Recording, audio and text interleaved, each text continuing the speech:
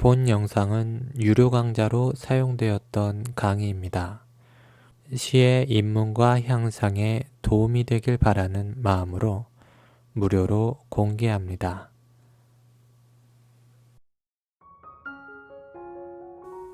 안녕하세요 여러분. 시창자 클래스 15번째 시간입니다.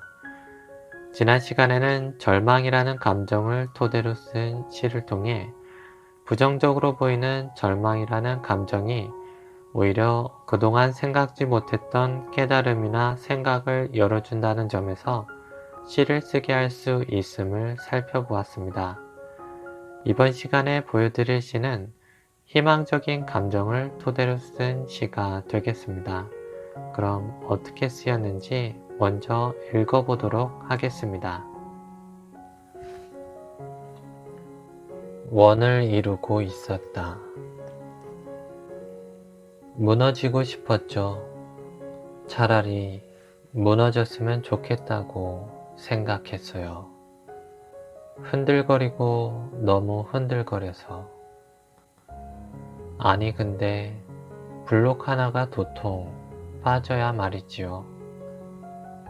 주춧돌처럼 박혀서는 빠질 생각을 안 하니 무너질 수가 있어야 말이지요.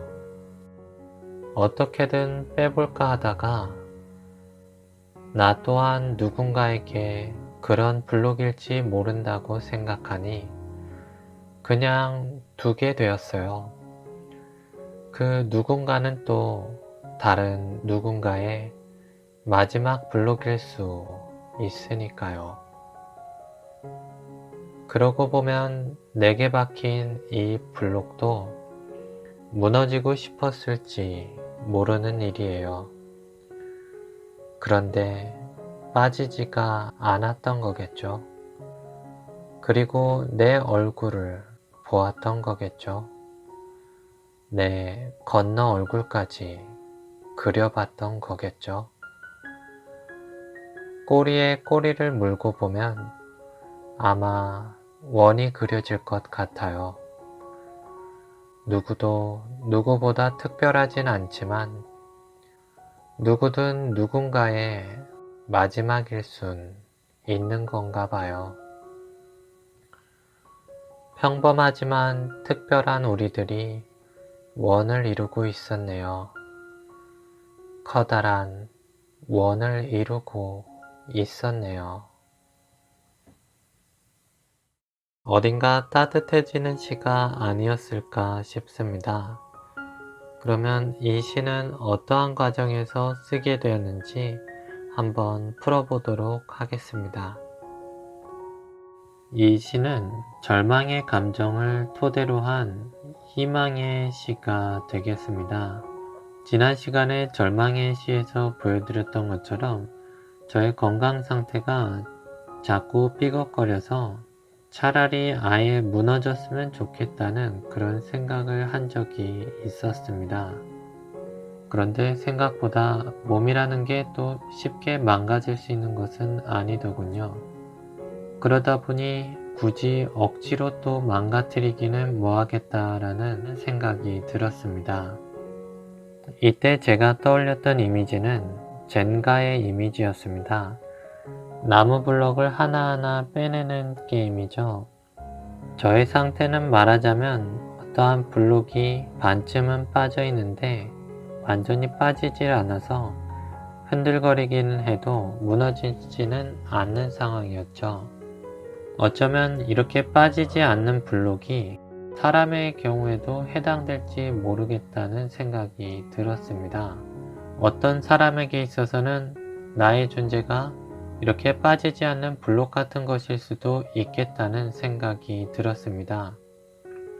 그렇다면 그 어떤 사람에게도 또 다른 어떤 사람이 있을 수 있는 것이겠죠. 분명히 어떤 사람도 무너지고 싶었겠지만 자신에 의해 지탱받고 있는 어떤 존재를 떠올렸던 거겠죠.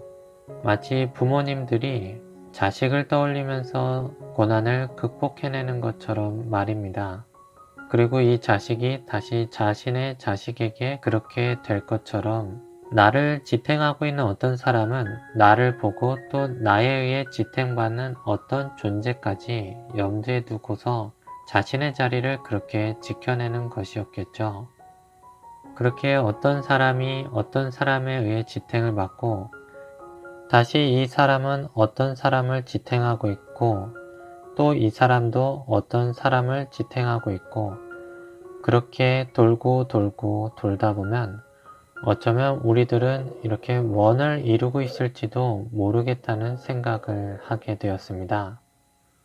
그렇게 보면 누구도 누구보다 더 특별하다고 할 수는 없겠지만 누구든 누군가의 마지막 존재일 수는 있는 것이었습니다. 그렇게 이 시는 어떤 절망의 감정이 있었지만 나의 존재라는 것이 이러한 커다란 원 중의 한 부분이었다는 것을 자각하게 되면서 쓰게 된 시였던 것입니다. 이러한 자각은 스스로에 대한 삶의 책임감을 더 느끼게 하였고 내가 유달리 특별한 존재가 아니더라도 누군가에게는 소중한 존재일 수도 있다는 어떤 희망의 감정으로 이어지게 되었습니다.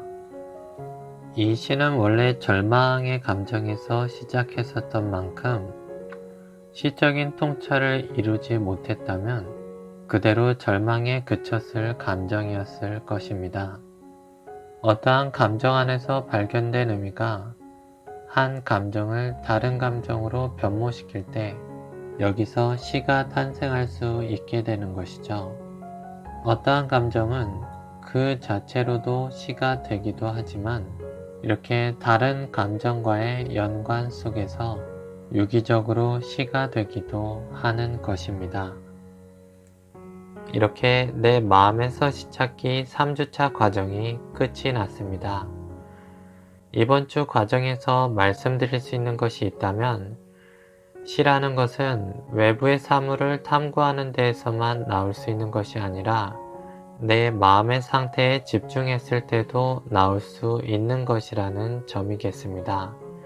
그럴 수 있는 까닭은 내가 이미 이 세상과 유기적으로 존재하는 까닭에 내 마음의 상태는 나를 통해 비추어지는 세상의 한 모습이기 때문입니다. 오히려 나라는 존재를 통해서 세상의 의미가 발견될 수 있는 것이기 때문에 나의 감정의 상태에 소홀하지 않는 것이 시를 찾는 또 하나의 방법이라고 할 수 있겠습니다. 그러면 오늘 강의는 여기서 마치도록 하겠습니다. 이번에 내드릴 과제는 여러분들에게 희망을 주는 어떤 대상의 모습을 떠올려 보시고 그 대상이 자신에게 어떠한 모습으로 비추어지는지 비유적으로 표현해 보시면 되겠습니다. 흔히 어떤 소중한 존재에 대하여 빛과 소금으로 묘사를 하고는 하지요. 그러나 이미 널리 알려진 그러한 표현들보다는 좀 더 구체적이고 개인적인 경우에서 표현을 찾아보시면 좋겠습니다. 그러면 오늘도 시와 함께 해주셔서 감사드리고 여러분들의 시적인 생활을 응원합니다. 다음 시간에 만나요.